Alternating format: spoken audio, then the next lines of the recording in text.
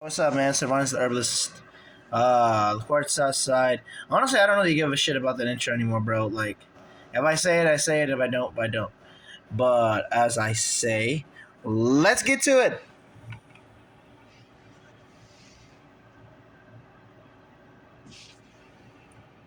So the first slaves were white, and they were enslaved by the Moors of Europe, also known as the Black Dutch.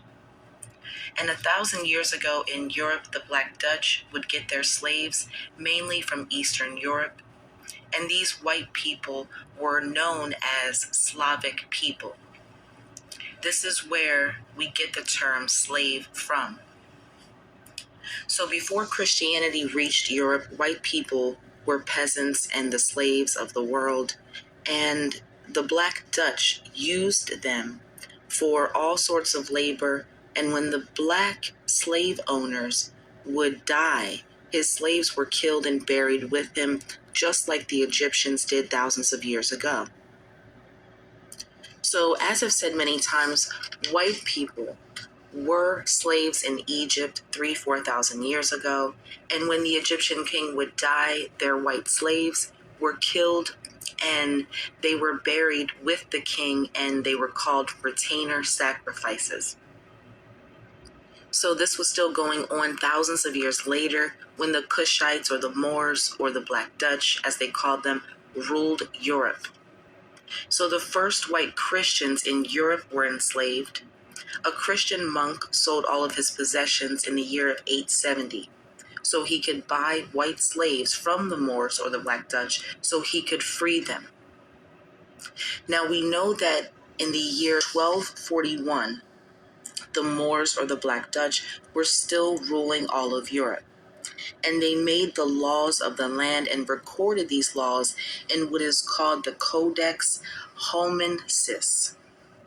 And if we look at the Codex from 1241, we can see the laws regarding white slaves. And slaves had no rights, and they were categorized as cattle, or as advanced domesticated animals.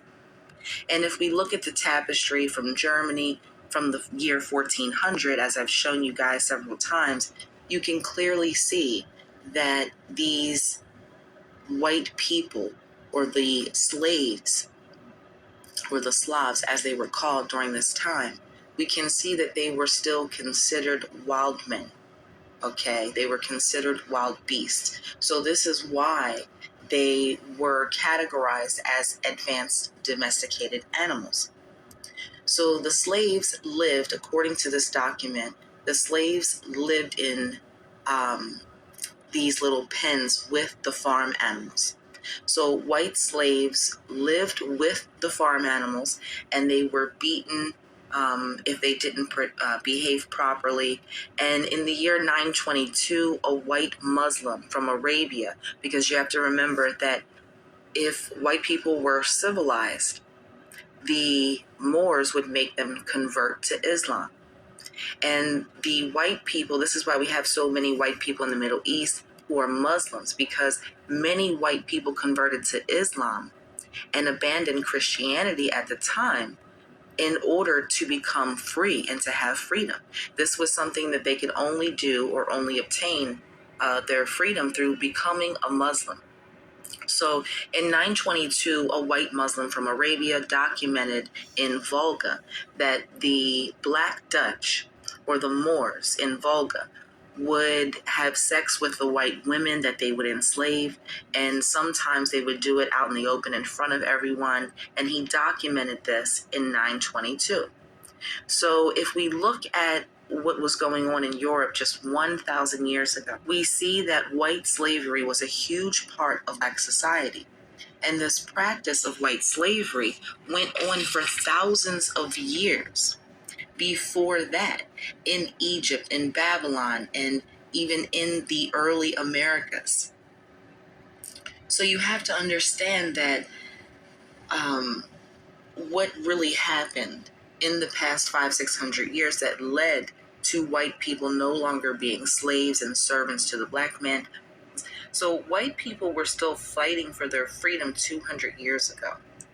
They were still fighting to be free and have independence. They were fighting to have rights just like black people had. And in fact, slavery wasn't abolished by a bunch of white people who cared about freeing black people.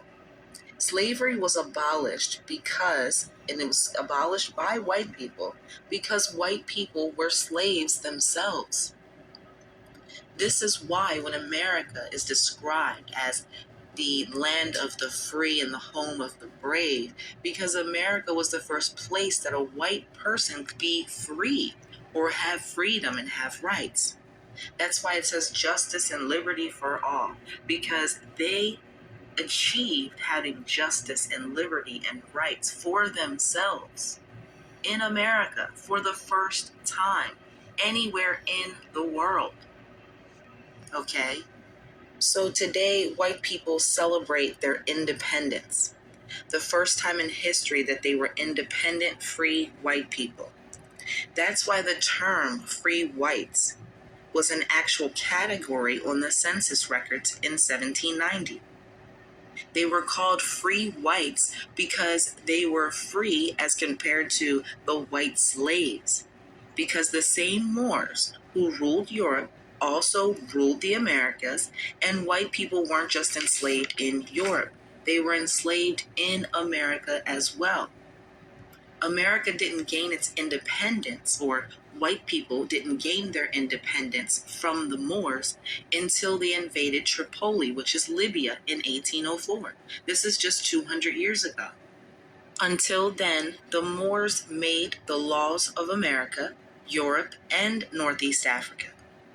And if you look at the first treaties made by white people in America and the black Moors who ruled everything, the Sultan of Morocco was the king and the ultimate say-so in America.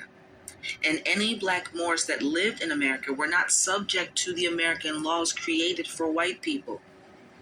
So what have white people done in the past 200 years that everything has changed? And in fact, they claimed to abolish slavery, but they just abolished white slavery and created another form of slavery that allows for the enslavement of convicts. A tricky way to lock up and enslave whoever they want, because the first police were all white men who changed in their KKK costumes for police uniforms. So I'll explain all of that in a video that I'll upload called Project 13. But basically, white people in America didn't gain their independence until they invaded Tripoli. And white people in America stopped paying tribute to their Kushite overlords just 200 years ago. Then they began making their own laws and changing all of the laws that were created by the Moors in the beginning. And any laws that white people have enacted or changed in the past 200 years since their treaty with the Moors is invalid. Because one important thing to know is that white people or white ruling families in America and the UK all ruled based on treaties and agreements that they made with the Moors. The Moroccan Sultan is now a white man because the original black sultan has been replaced. So essentially, white people have killed a few important families and replaced them with white rulers, like the Sultan of Morocco and the ruling families of Europe, like I've explained about the Habsburg family of Germany, who was killed and replaced with the now white Habsburg family, or the white popes of Rome, who now take the place of the original black family who ruled Italy. All they have done is kill a few families and take their place, and then they create fake genealogy charts that claim that they are the original black kings and queens, and they have done everything in their power to erase the fact that they were slaves for thousands of years. And they've done a good job of convincing the majority of black people in America that they all used to be slaves. Meanwhile, covering up and destroying any evidence that proves black people were already in America. And they've also done a good job of making Black people docile and submissive through religion and the idea of a white God. The real reason that white people in America have subjugated and poisoned and raped and murdered Black people is because this is what we did to them for thousands of years. A white cop fears an unarmed Black man because the Black man used to be his master. Now he has a gun and a set of laws that allow him to be master over you. And I'm not trying to say that when Black people enslaved white people, it was justified, and when white people were trying to enslave us, that it wasn't justified. What I can say is this. When Black people were enslaving these people, what we call the white race, they were also wild animals. They were beasts. Okay? So they didn't just enslave them. They also taught them everything. And they civilized them. So the enslavement of Black people, which came much later and lasted for a very short time, this was more like a retaliation enslavement. The subjugation of Black people in America was in retaliation. Okay? So you have to understand the psychology behind it. And it's important to understand the psychology of the white mind because it makes sense that they teach the transatlantic slave trade in schools. They memorialize it. They constantly indoctrinize us with Black slavery, so much so that it's almost ritualistic-like, almost occult-like in nature.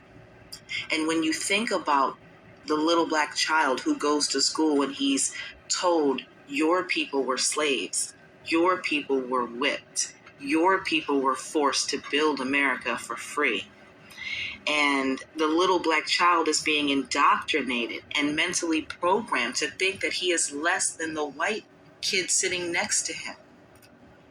Meanwhile, the little Black kid will never read about Black kings and queens of the world because the only Black history taught in schools is the history of slavery and all of the Black people who have been killed by white people who stood up. Martin Luther King, Malcolm X, were taught about all of the so-called Black heroes or civil rights leaders and slavery.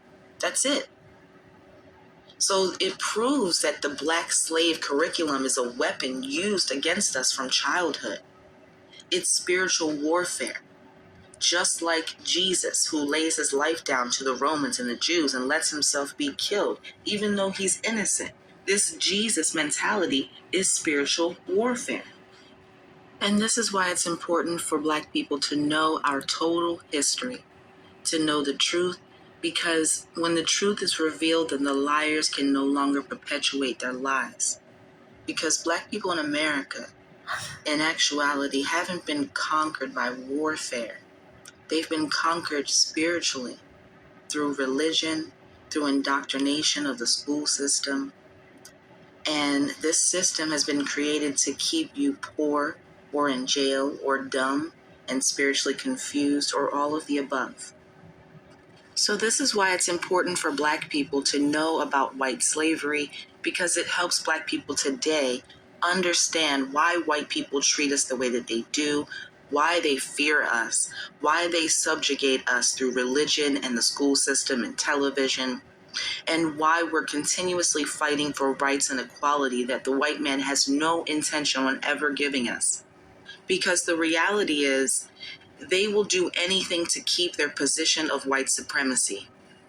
So this is why I wanted to explain that white slavery existed for thousands of years, and they don't want Black people to know that because they don't want to be our slaves again. And in order for Black people in America today to get out of this slave mentality and this slave trade culture that we live in America, Black people in America need to first understand that the original slaves of the world were not us. They were white people. So one of the books used in the making of this video is called They Were White and They Were Slaves. The Untold History of the Enslavement of Whites in Early America.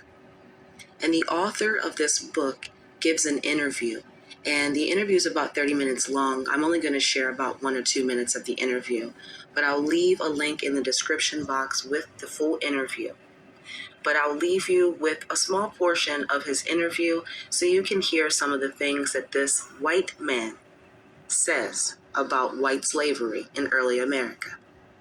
Were actually the first slaves in America. So who owes who, Mr. Hoffman? Well, white people don't owe anyone, Pastor Peters. The fact of the matter is that white youth today are taught that black slaves and Mexicans and Chinese built this country, while the vast majority of the whites lorded it over them with whiplash in one hand, and a mint-julep in the other. But the documentary record tells a very different story. Up to one half of all the arrivals in the American colonies were white slaves, and they were America's first slaves. These whites were slaves for life long before blacks ever were. And this white slavery was even hereditary. White children were born to white slaves, and they were also enslaved. Whites were auctioned on a block with children sold and separated from their parents. Wives were sold and separated from their husbands. Meanwhile, you had free black property owners walking the streets of northern and southern American cities, while white slaves were being worked to death in the sugar mills of Barbados and Jamaica in the West Indies and in the tobacco plantations of Virginia. So the establishment has created this misnomer of indentured servitude to explain away and minimize the fact of white slavery. But if you really read even the establishment historians, if you read their footnotes, even they have to concede, at the very least in the 17th century, that black slavery was almost non-existent and that whites were the overwhelming majority of slaves in America in the 17th century.